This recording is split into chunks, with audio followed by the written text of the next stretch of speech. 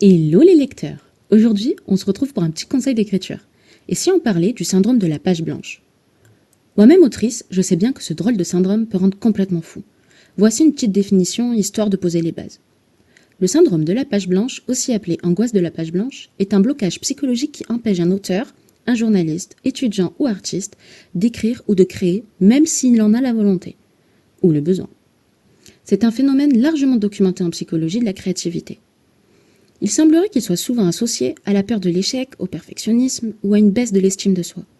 Selon plusieurs études en psychologie cognitive et créative, ce blocage pourrait être lié à plusieurs choses, comme l'anxiété de performance, la peur de ne pas être à la hauteur, le perfectionnisme, vouloir que tout soit parfait dès la première phrase, la surcharge mentale ou l'épuisement, un cerveau trop sollicité, trop fatigué, le manque d'inspiration ou de motivation. Parfois, on ne sait même plus pourquoi on écrit. Info ?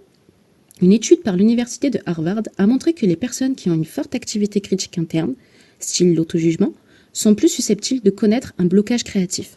Et tu vas me dire, les symptômes alors? Eh bien, il y en a plusieurs. Rester bloqué devant son texte, supprimer et réécrire le même paragraphe encore et encore et encore. Procrastiner, se sentir frustré, voire coupable de ne pas avancer. Ouais bon, c'est bien déprimant tout ça. Alors on fait quoi maintenant? Voilà quelques pistes, des petites astuces à tester, rien de bien miraculeux, mais parfois, un petit rien débloque beaucoup. Écrire sans se censurer, ce qu'on appelle le free writing. On repassera pour mon anglais.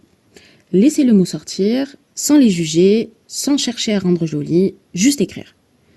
Changer d'environnement, écrire à la main, sortir de chez soi, tenter une autre ambiance ou un autre rythme.